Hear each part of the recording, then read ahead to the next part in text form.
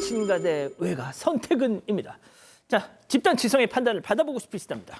네, 친가 친척과 외가 친척의 결혼식이 같은 날로 겹쳐버렸는데 고민이라는 사연입니다. 사연자는 3남매 중 장남인데요. 부모님은 사연자가 어렸을 적에 이혼을 하셨고 아버지를 따라가서 친어머니와는 교류가 없다고 합니다.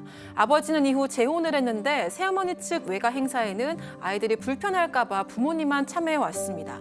이렇다 보니 친가 친척들과는 친하지만 외가와는 서먹한 사이가 됐는데요. 최근 친가의 사촌형과 외가의 사촌형 결혼식이 딱 같은 날로 정해져 버린 겁니다. 식장이 다른 지역이라서 다 가는 건 불가능한 상황이고요. 새어머니는 이번 결혼식을 기회로 삼아서 외가 친척들에게 아이들도 제대로 좀 소개도 해주고 친해졌으면 하는 눈치라고 합니다. 하지만 친할머니는 친가 결혼식에 가야 한다고 강하게 주장하고 있어서 새어머니가 너무 서운해하는 상황이고요. 아버지와 사연자 남매가 중간에서 고민이라고 합니다. 그렇군요. 자, 기다리고 기다리셨던 부처 핸즈업 타임 유튜브 GTBC 뉴스 채널과 사건 반장 독립 채널에서 6천여 분의 가족 여러분들 함께하고 계신데요. 채팅창에 OX로 함께 참여해 보시죠. 먼저 새엄마입니다. 예, 지훈아, 정말 너가 나를 아줌마가 아니라 새엄마라고 생각한다면 이제 너도 새엄마 집안 사람들하고 친교를 좀 다져야 되지 않겠니? 응? 친가랑은 지금까지 잘 지내왔잖아. 나 우리 지훈이가 새엄마, 우리 친정 식구들하고도 잘 지냈으면 좋겠어. 이게 첫 관문이야. 외가로 가자. 응? 동그라미. 이 구도가 아주 좋습니다. 오늘 좋아요. 다음은 친할머니예요. 땡! 지훈이 이놈의 자식! 이게 무슨 고민거리라고 방송국에다 보내고 난리야, 이 녀석아. 너 새엄마 집안 사람들한테는 너 새엄마가 낳은 친자식들이 있잖아. 그리고 너 사촌형 지열이 형이 너 어렸을 때부터 얼마나 예뻐했니? 거기 안 가고 너 새엄마 쪽에 가면 그건 배신 배반이다, 이놈아. X입니다. 자, 박 변호사님부터 달려볼게요. 사실은 OX의 이제 문제라서 O를 들었고 하는데 예. 취향의 문제라고 보거든요. 취향. 저라면 외가 쪽 갈 것 같아요. 뭐 친가 외가 사촌이면 이거 사실 구별하기 어려운데 저는 이제 이렇게 이 혼례하는거나 이렇게 가는 이유 중에 하나가 또 다른 어떤 친척들도 보는 의미가 있는 거기 때문에 조금 이번 기회에 새어머니 쪽 사람들하고 좀 인사도 좀 할 겸 뭐 겸사겸사 보면 좀 효율적인 거 따져봤을 때는 저는 그쪽으로 가는 게 좀 맞지 않나 생각이 좀 듭니다. 자, 그런데 이게 보통의 경우와 조금 다른 게 고민스러운 게 이제 새엄마라는 거지 않습니까, 교수님? 아, 네. 근데 저도 사실은 끝까지 결정을 못 내리고 있다가 막판에 내렸어요. 근데 예.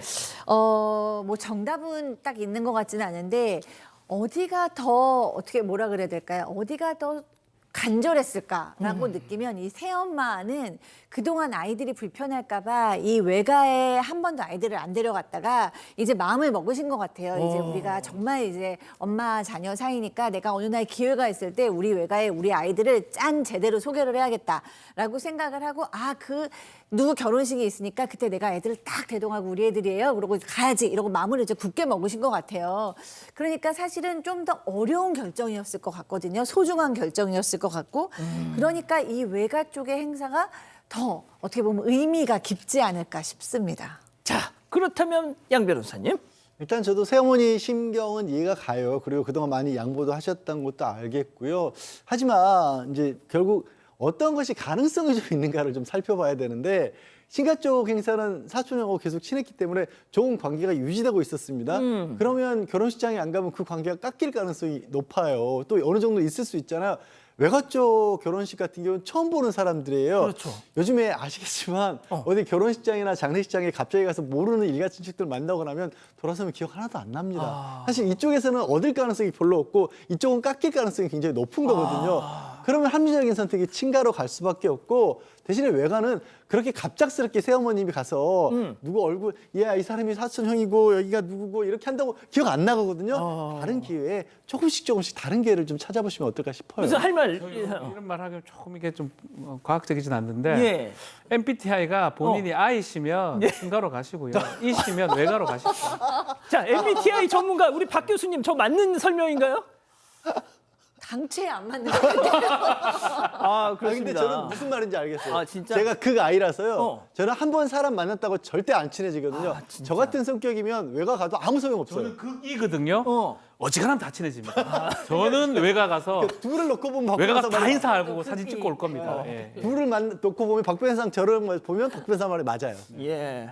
백다희 아나운서 할 말 뭐 분량을 뺏으시지 마시고요. 좀 얘기해 주세요. 저도 외가와 친교를 나누지 말라는 뜻에서가 아니라 일단 결혼식은 좀 더 돈독한 사촌형한테 인사를 드리고 외가와는 결혼식은 사실 식장이 바쁘고 정신이 없잖아요. 그러니까 조금 기회를 따로 만들어서 인사를 하는 게 좋지 않을까 싶습니다.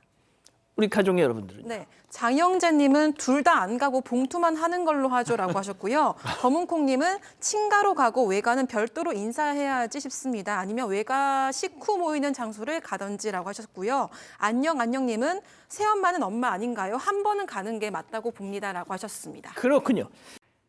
가족 여러분, 여러분들의 구독이 사건 반장의 힘이 됩니다. 구독과 좋아요 부탁드립니다.